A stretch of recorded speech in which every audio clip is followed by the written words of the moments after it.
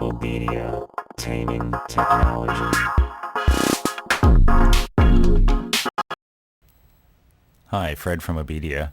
Today we're going to be visiting Chris Futerich in his groovy downtown Los Angeles loft slash studio slash bachelor pad. There's Chris now. This is like a weird home movie. Sorry, the lav mic didn't work that day. So there, it's the DigiMax D8. And we're going to have a look in the box and see what's in there. Other than the unit and the power cord, not much really, and that's kind of cool because really the DigiMax doesn't need any software of any kind to run. What we're going to do is we're going to integrate it with Chris's DigiDesign 003 rack. And what the DigiMax is going to do is give us an additional 8 inputs. Looking at the back of the Digi 003, we've got 4 microphone inputs, mic pre's. We've got 4 line inputs, and this is the most important thing, we've got an ADAT connection.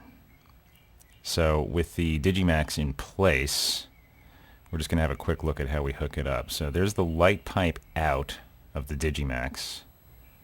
Chris is going to plug that in there. And then we're going to follow this cable down behind the rack and plug it into the input of the DigiDesign 003.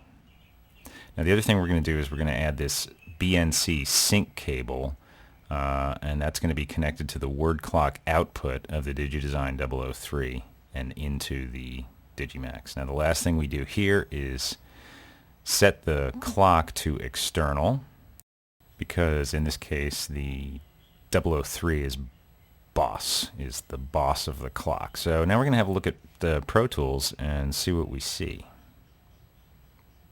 Well, we're going to see a normal Pro Tools session. We've got 8 tracks record armed here, and the first 4 are set to the only 4 microphone inputs from the 003. Now the second 4 we're going to set to ADAT inputs 1, 2, 3, and 4. And those would be the first 4 mic inputs of the DigiMax.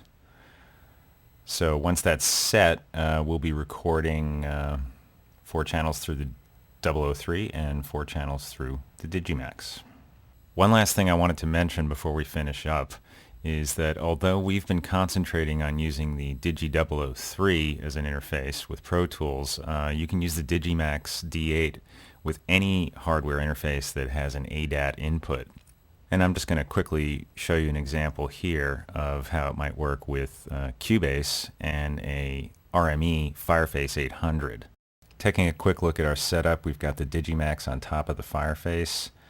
We've got our ADAT light pipe going from the DigiMax to the Fireface, and a word clock output from the Fireface going into the DigiMax.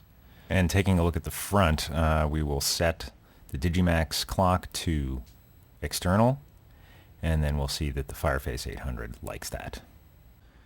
If we have a look at the devices in Cubase, we'll see that I've got the Fireface set as my ASIO device, and the Fireface has several input options, including 16 possible ADAT inputs via 2 ADAT light pipe connections. Again, the ADAT connections can carry 8 channels of audio at 44.1 or 48K.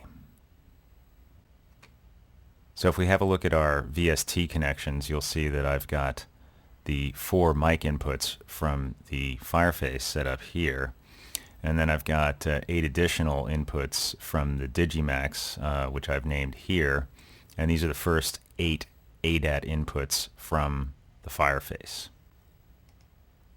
So I've got 12 tracks set up to record here. The first 4 are set to the Fireface mic pre's, the first 4, the only 4 Fireface mic pre's. 1, 2, 3, 4, and then my next 8 tracks are set to the DigiMax inputs, and I've got a microphone right here that we can see the level coming into from the DigiMax. And I have the next 8 outputs set to the DigiMax. Now, with Fireface, you could actually have 2 DigiMaxes. So right now we've got a possibility of 12 live mics being recorded. With another DigiMax, we would add another 8 to that for a total of 20 inputs. That's 20 live microphones being recorded at the same time. So that's it. Thanks for watching. And thanks to Chris. OBEDIA, taming technology.